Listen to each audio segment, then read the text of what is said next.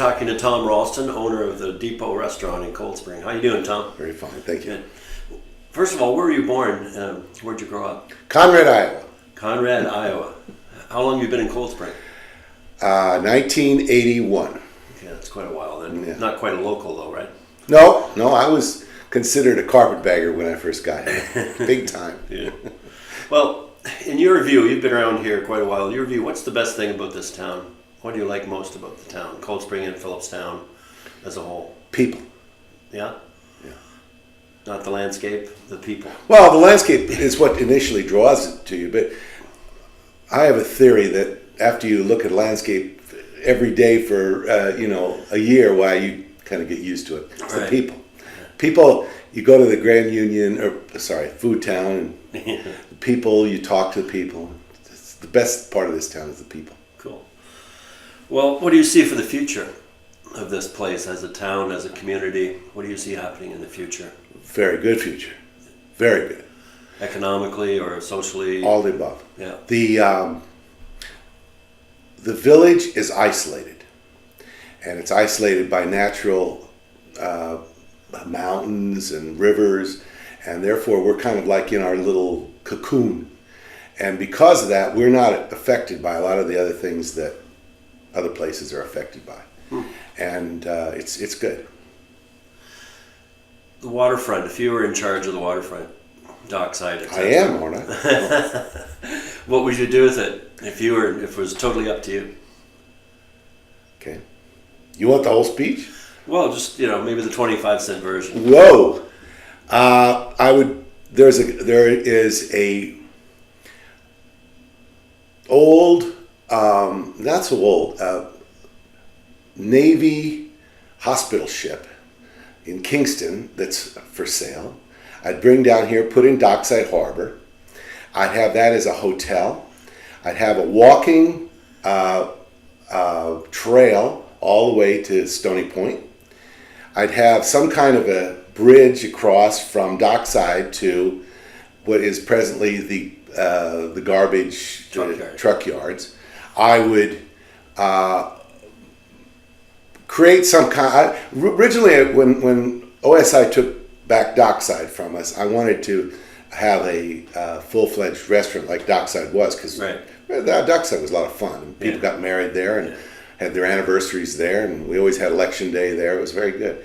But now I don't think so. Now I think that could be done in other places, and I would put a small bar, maybe a clam bar, something like that. Be fun. I'd have a walk all the way around Dockside. I'd have trails up to the little knoll or mountain that would lead up to the top of that area. And then I think I'd put a natural bridge from Dockside across to the trail that I'm creating. It sounds like I'm going to do it, but I think you were ready for that question.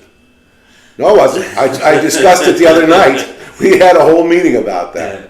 Do you think not just the waterfront, but overall that local residents and visitors can both be accommodated in how the community evolves from here? Absolutely. The biggest problem we have here, obviously, is not parking. We do not have a parking problem in Cold Spring.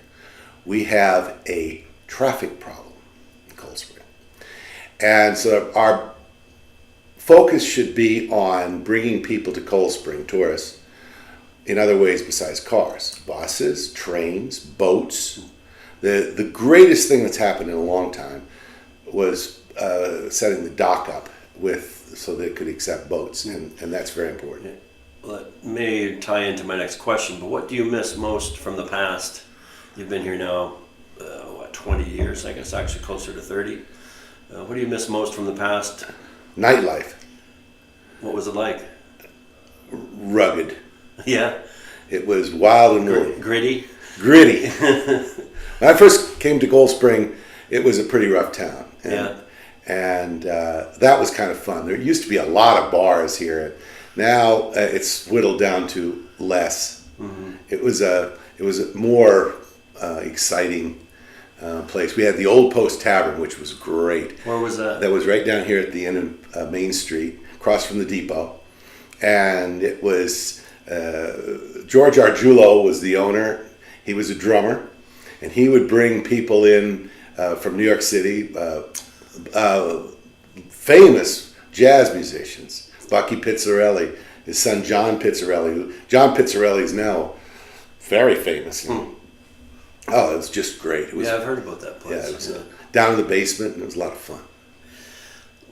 What about Main Street? That kind of relates to that as well. How can Main Street be made more vibrant, I guess? Maybe not more gritty, but at least more vibrant and more diverse. I didn't say gritty was good, by the way. You said it was fun. It was fun. And I was 35 at the time, so Main Street needs an overhaul of its physical structures.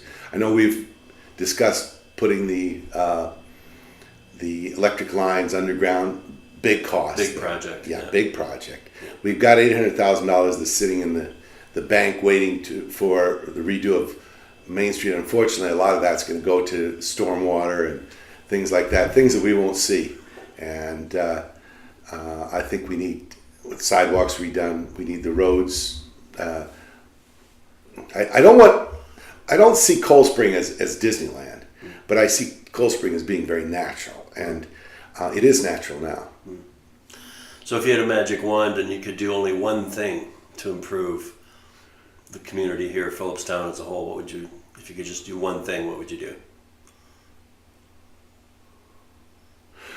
Well, I used to have a wish list, but it's being accomplished. What's at the top of it now?